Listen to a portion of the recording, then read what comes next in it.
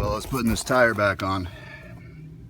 And all these lug nuts are good, and this one is not. Lug nut stems. So, gotta fix it.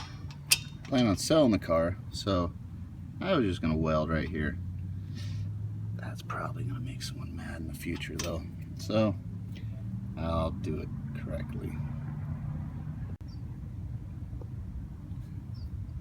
2 14 mils for the 2 bolts. Excuse me, 2 bolts for the caliper.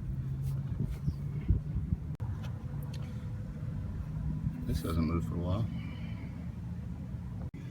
Alright, so next step is put in 2 screws, bolts in here, and that'll bring out your rotor here. I didn't have any of these screws, and then as it turns out,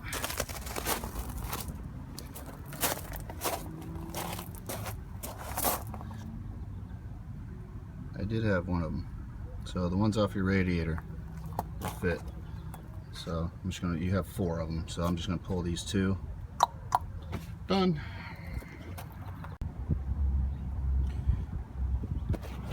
Alright, so this is the culprit, the reason for even doing all this.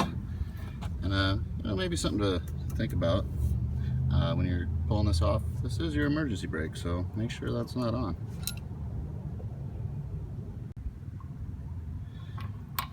Alright, well, I'm gonna try this a simple way, see if it works.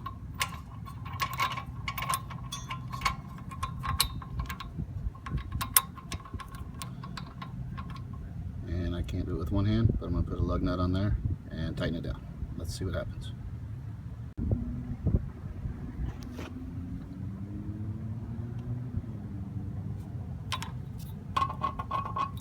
It won't spin. Alright.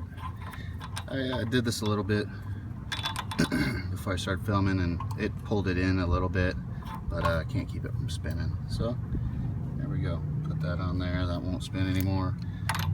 Take this and start cranking away on it, tighten it up.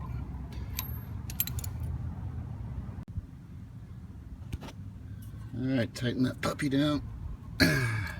Should be in there good enough now, and then finish it with lug nut. Put it back together.